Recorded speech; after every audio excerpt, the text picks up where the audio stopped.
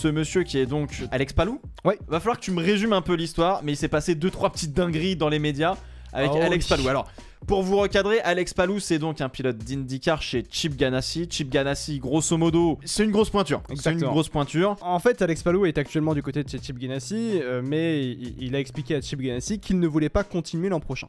Sauf que ce Alex Palou là, c'est visiblement contractuellement parlant, c'est Chip Ganassi qui a la main mise sur lui. Ouais. Et donc Chip Ganassi a annoncé avant-hier que Alex Palou, il a une clause dans son contrat qui est une prolongation de contrat pour 2023. Elle a été activée par l'écurie. C'est l'écurie qui a activé ça. Sur ce, jusqu'à présent, why là, not, ça, pas de ça souci. fonctionne, pas de souci. Et notamment, ils ont annoncé ça via un communiqué de presse aussi également. Où dans ce communiqué de presse, il y a un certain Alex Palou qui aurait fait une déclaration disant qu'il est très heureux de rester avec Chip Ganassi. Why not. Puis quelques heures plus tard, McLaren qui fait: nous sommes très heureux d'annoncer la signature de Alex Palou. Je fais: ah, Il y a un petit quiproquo, on va pas se Il y a le un cacher. petit quiproquo. Je crois que entre presse officer, on s'est pas bien entendu. c'est une question en fait tout simplement que Alex Palou a signé visiblement chez McLaren pour 2023, pas chez McLaren IndyCar, hein, McLaren Racing. Donc du coup, Voilà. Alex Palou, pilote McLaren Racing au global. Dans la globalité, ouais. Voilà, donc si jamais McLaren entre guillemets a envie de l'envoyer en Formule 1, en Extreme E ou en Formule E, Exactement. Ouais. ils peuvent le faire. Et c'est Grosso pour modo, ça. Et c'est ça justement la grande importance effectivement de ce contrat-là, c'est qu'en fait Alex Palou, il a des portes ouvertes pour tout en fait. Et il aura bien sûr des tests en Formule 1 si et uniquement si.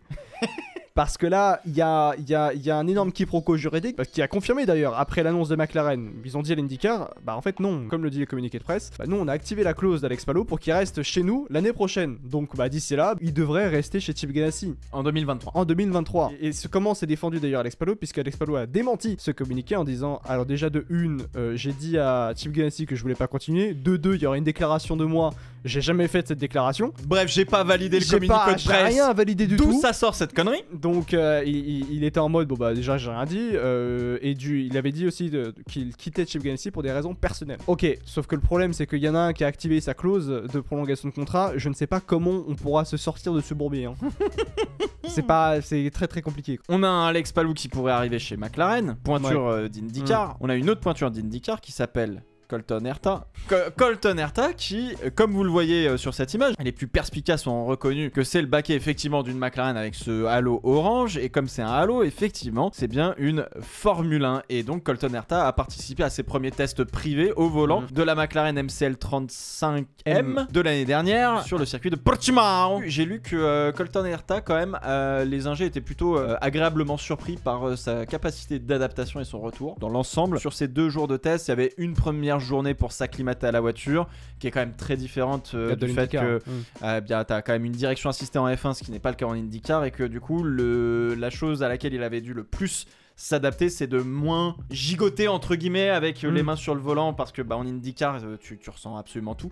Là c'est beaucoup plus fluide, donc faut être beaucoup plus fluide dans ses mouvements a priori sur le volant. J'avais lu sur un article, il me semble qu'il se disait que a priori il était dans le coup si jamais fallait monter dans la voiture. Ça y est, son cerveau s'est habitué à la vitesse. Ouais. Lui, en revanche, contrairement à, on va dire, ce qui est répandu un peu plus quand les pilotes testent une Formule 1 pour la première fois, c'était pas tant le freinage qui l'avait impressionné, beaucoup plus la traction et la vitesse d'accélération dans les virages. C'est ça, c'est qu'en IndyCar, en termes de traction, ouais, c'est pas la même chose du tout. Dès qu'on réaccélère en sortie de virage, mais c'est une puissance qui est très très difficile de ressentir. Colton Herta vient de faire des tests en Formule 1. Tout ça pour dire que on parle en tout cas de Daniel Ricciardo de plus en plus dans la presse depuis maintenant on va dire un bon gros mois si c'est pas un peu plus. Grosso modo, on n'est pas content à la fois chez McLaren et à la fois chez Ricciardo pour dire la collaboration pour l'instant ne porte pas les fruits qu'on espérait des deux côtés, et que justement on était sur en mode Ricciardo pourrait partir dès la fin de cette année alors qu'il a un contrat jusqu'à fin 2023. Oui. Et du coup il y a cette story de Ricciardo parce que on a la signature d'Alex Palou, il y a des tests qui sont faits de d'autres pilotes, Colton Herta comme tu l'as expliqué aussi également. L'année prochaine il y aura Alexander Rossi, il me semble, du côté de chez McLaren. Ah ouais.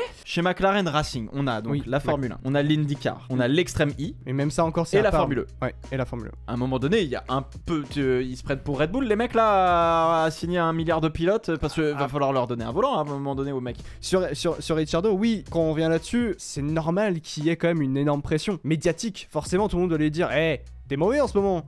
T'as vu, il y a les autres qui arrivent derrière. En même temps, tu te prends ça, au bout d'un moment, qui que vous soyez, ça commence à trotter dans le crâne. Ça commence à trotter dans le crâne. Et... Est-ce que la story qu'on a là, beaucoup de rumeurs sur mon futur en F1, mais je suis engagé avec McLaren jusqu'à la fin de l'année prochaine, donc 2023, je donne tout ce que j'ai avec l'équipe pour ramener la voiture au devant de la grille. Bon, très bien, on se voit au Castellet, Daniel, des bisous. Là, on est vraiment sur de la com. Est-ce que cette story, elle a vocation vraiment à... Genre en mode, c'est un mécanisme un peu de défense pour essayer de faire taire un peu les critiques, sachant que bon, la meilleure façon de répondre, comme diraient certains, c'est de répondre sur la piste. De base, cette McLaren a été celle de l'an dernier, et celle peut-être aussi de cette année, je pense qu'on peut le dire aussi, est compliquée à piloter. Et en fait, on a l'impression que c'est plus la même voiture. Ouais. C'est plus la même voiture et qu'il faut la piloter d'une manière unique, comme le fait Lando Norris en fait finalement, pour en ressortir les performances intéressantes. C'est que moi, il y a un truc que j'ai l'impression que les gens sous-estiment, c'est le mental. Le mental des sportifs de haut niveau. Un sportif de haut niveau est tellement sous pression. Bah, disons que dans le sport de haut niveau, la diff entre tous ces grands athlètes qui sont très talentueux se fait essentiellement sur la préparation et tout le travail qui est en backstage. Je crois que c'est Usain Bolt qui disait 10 ou 19% du boulot, c'est à l'entraînement. La compétition, c'est la partie facile. C'est la partie facile entre guillemets. Ouais, c'est ça qu'il avait dit. Bref, donc effectivement, j'avais lu un article aussi quand même sur Daniel Ricciardo qui devait quand même pas mal adapter son propre pilotage et déjà à la McLaren que c'était un pilote qui aimait beaucoup le survirage. C'est pour ça que en fait finalement Ricciardo et Verstappen quand ils étaient chez Red Bull, le style de Ricciardo c'est gros frein, je fais pivoter la voiture au point de corde et je réaccélère. Donc il faut une voiture qui pique un peu de l'avant, on va dire. Ce qui était le cas aussi de la Renault. Quand il est arrivé chez McLaren, l'arrière était peut-être un peu plus stable, la manière de piloter était un petit peu différente, donc il fallait réapprendre certaines choses, essayer de faire ce que faisait Lando Norris. Et sur ces nouvelles voitures 2022, elles provoquent naturellement parlant par conception réglementaire entre guillemets et surtout aussi par les roues 18 pouces, c'est qu'elles provoquent quoi qu'il arrive du sous-virage encore plus à basse vitesse. Et du coup on a un Ricciardo qui se retrouve une fois de plus avec du sous-virage sur sa voiture qui l'empêche d'être plus naturel ou en tout cas de devoir travailler sur la manière dont il doit piloter sa voiture pour justement aller là-dessus. Tout cet ensemble fait que c'est un peu la merde. La vraie question c'est est-ce que Ricciardo est en F1 l'année prochaine? Oui. La story de Ricciardo, on peut l'analyser de deux façons. Démentir toutes les rumeurs. Donc pour se protéger de la pression et puis commencer à dire ok on ferme le chapitre là-dessus quoi. Zach Brown derrière, on lui avait posé la question par rapport à Colton Herta s'il pouvait venir chez McLaren en 2023. Il a répondu texto en disant pas d'opportunité pour l'année prochaine. Nous avons Lando Norris et Daniel Ricciardo pour 2023. Visiblement chez McLaren en termes de presse, que ce soit avec Chip Ganassi, Alex Palou et Daniel Ricciardo, on sait pas trop que sur quel pied danser. C'est quand même un peu le bordel. Hein. Bah écoutez, on a fait le tour de la question McLaren. C'est le bordel en vrai dans cette écurie. Dernière chose, échange Vettel-Ricciardo possible. Sachant qu'on commence à parler de Mick Schumacher chez Aston Martin au cas où Vettel part. Je sais pas d'où ça sort que si Vettel part, Mick Schumacher chez Aston Martin.